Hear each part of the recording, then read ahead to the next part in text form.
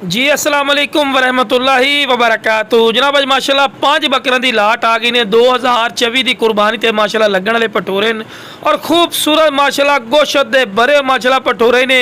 ते पहले नंबर ते माशाल्लाह पटोरा चेक कर सकते हैं माशाल्लाह प्योर लाल मक्खी चीना प्योर मदरसा नस्ल का माशाल्लाह पटोरा ही ने और डबल हड्डी डबल फ्रेम दे विच। ते लो इस तो बाद चारा भी खवा के विखा रहे हैं कि तुहानूं अच्छी तरह इन्फॉर्मेशन होवे। ते यह पटोरा बिरा मदरसा मंडी च अगर चले जाओ या किसी फार्मर को या किसी अयाली को घटो घट है पटोरा तो 65-70 हज़ार रुपये तो घट नहीं मिलना जितना एक रेट हो चुका है। भाई मेरा बिरा कहने फौजी भाई इतना रेट नहीं होता बिरा सोना मंडी चाह तेन रेट का पता लग सके वाकई कितना रेट इंक्रीज हो चुका है। तो 2 दांती ने तो लो बिरा इस तो बाद टोर फिर के विखा रहे हैं कि सेहतमंद और माशाल्लाह एक्टिव ने छलांगा मार दो माशाल्लाह पटोरा ही नहीं हुसन वाला पटोरा डबल हड्डी गोश्त का बरो माशाल्लाह पटोरा ही ने।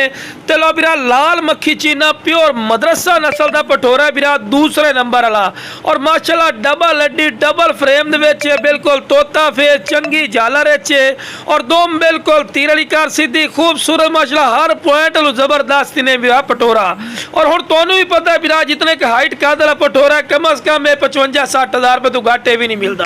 चलो बिरा 2 दांत ने फुल डिटेल नाल चेक करवा रहे हैं चारा भी नाल वंडा भी खवा के विखा रहे हैं कि माशाल्लाह वंडा फुल कमदा ने चारा वगैरह फुल खावन वाला माशाल्लाह पटोरा ही ने और डबल हड्डी। चलो बिरा इसनूं भी टोर फिर के विखा रहे हैं कि सेहतमंद और माशाल्लाह एक्टिव है।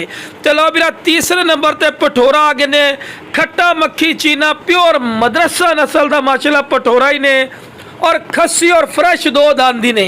ते पटोरा माशाल्लाह चेक करो डबल हड्डी डबल फ्रेम दे विच ने वेल जबरदस्त और तोता फेस चंगी झालर च माशाल्लाह पटोरा कोई ऐसा पॉइंट नहीं जरा घट हो बिरा और फ्रेश 2 दांत है। तो लो बिरा इसनूं भी टोर फिर के विखा रहे हैं कि सेहतमंद और माशाल्लाह एक्टिव है कोई लंगड़ा लूला नहीं।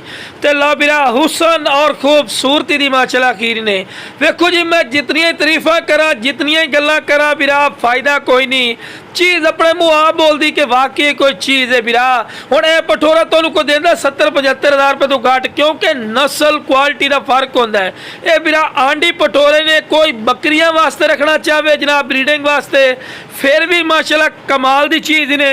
कोई बिरा इनू 2024 की कुर्बानी ते लावना चाहे फिर भी माशाल्लाह कमाल दी चीज़ ने और खूबसूरत नियाब तोहफा है बिल्कुल तोता फेस चंगी झालर कन्ना दी चौड़ाई लंबाई जबरदस्त और पक्का खीरा ही ने बिरा चेक कर सकते हैं फुल डिटेल नाल चेक करवा रहे हैं कि तुहानूं अच्छी तरह इन्फॉर्मेशन होवे। चलो बिरा इस तो बाद तुहानूं टोर फिर के नाल दे नाल विखा रहे हैं कि तुहानूं अच्छी तरह डिटेल होवे कि माशाल्लाह सेहतमंद और माशाल्लाह एक्टिव है।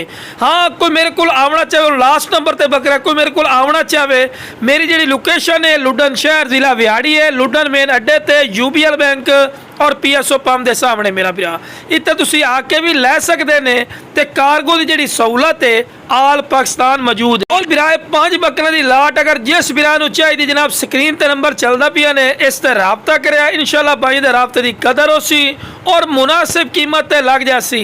हालांकि जितने 5 बकरों की लाट है तुहानूं बिरा पता है कि मंडियां दे विच तुहानूं लाट 55-60 हज़ार रुपये तो घट कोई नहीं मिलनी लेकिन बिरा अपने रेट नहीं होने ने बिल्कुल जायज़ और मकूल राइट होने। तो जिस बिरा नूं चाहिए जनाब जल्दी